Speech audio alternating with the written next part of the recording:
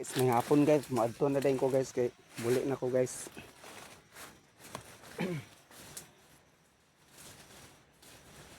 Manay kahoy guys, akong dalon.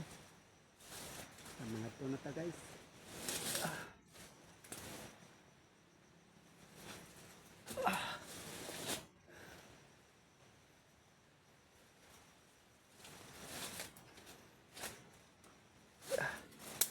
Bugat ng kahoy guys. Magana guys, kahoy guys kay alum.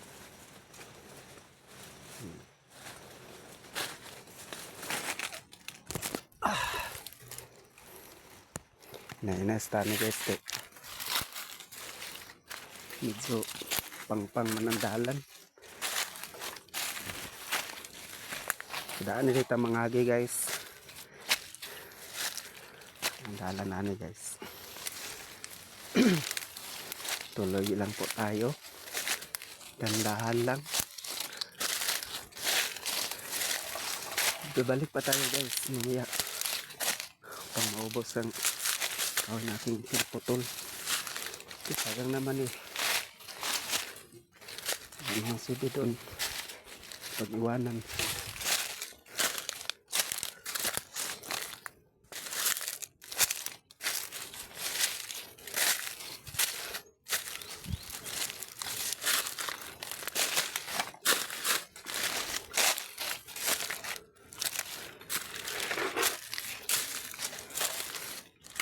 Dito tayo daan guys.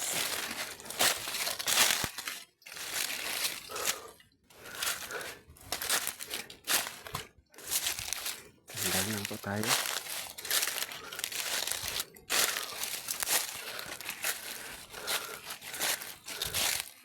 Minsan pagod. Isang daan. Dito.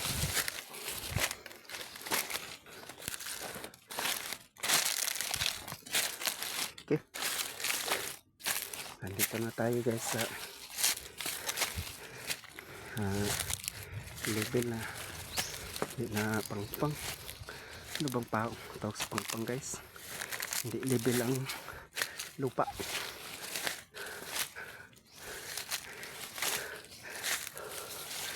Parang dumadalugdog ang langit.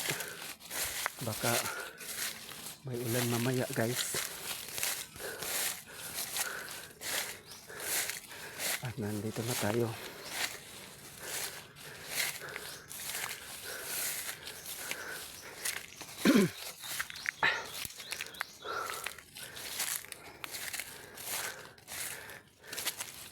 Kasi po guys, saya naman po kung nagbablog. Kasi naman po aral tayo ng aral. Tapos naglilibor. Diba? Walang pinta ang mataas na pinag-aralan. Dapat na lang i-vlog na lang natin pang may pinta ang ating pinag-aralan. Kasi po pag mataas na itong pinag-aralan, marunong naman tayo magsalita ng Tagalog. Saka kapag may nagko-comment na taga-ibang bansa, marunong naman tayo sumagot ng national language tulad ng English. Kaya nga dapat huwag tayong mahihiya sa pagpropose, lalo na kung hindi natin nagagamit ng ating mataas na pinag-aralan at naglilibor na lang tayo, no? Diba? Kaya nga pag mataas ang ating pag-aralan at hindi nagagamit, dapat natin gamitin ating utak. Ipopost natin upang sa baka TikTok or Facebook, YouTube, pan malaman ng mga tao na yan ang ating ginagawa. At huwag tayong mahihiya. Kasi po, pag ang mga tao ay nagko-comment, marunong naman tayo sumagot.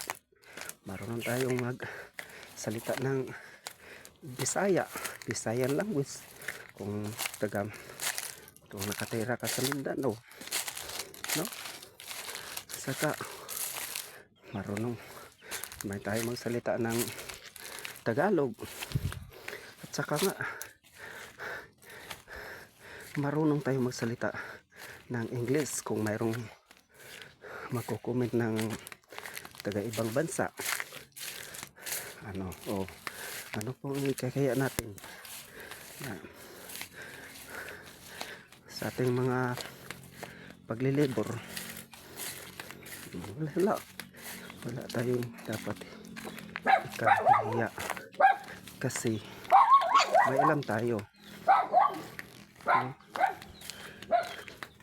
Kasi naman kapag libor lang ang ating trabaho at saka nakapagtapos tayo ng college, halimbawa 4 years, no?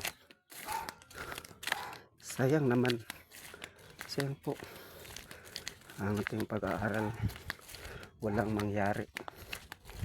Kaya nga dapat ipopost na lang natin pang makita ng mga tao at magko-comment at may makatanggap pa tayo ng malaking sahod galing kay Mita. Ako hindi pa nakatanggap ng sahod. Palagi lang po ako nagpo-post. Buti na lang may mga taga ibang bansa makilala sa atin. Kasi po kapag mayroon kang pinag-aralan, ay titingnan ng mga taga ibang bansa ating profile at panoorin. Kasi po alam naman nila na makaintindi tayo kung ano man ang kanilang question sa atin, itatanong sa atin. Kaya nga sayang talaga kapag hindi natin nagagamit ang ating mataas na pinag-aralan. Walang kwenta, no? Naglilibor ka lang, tapos napagtapos ka ng 4 years college, walang kwenta yung pinag-aralan. Naglibor ka lang, libor lang libor, maliit ang sahod. Paano na kaya ang mangyari sa iyong kinabukasan kapag ikaw ay naglilibor lang na walang kwenta yung pinag-aralan? Nagtapos ka ng mataas, nakapagtapos ka ng college, at saka nga naglilibor ka lang. Mas mabuti na lang ipopost na lang natin upang magkaroon tayo ng mga kaibigan sa buong mundo, no?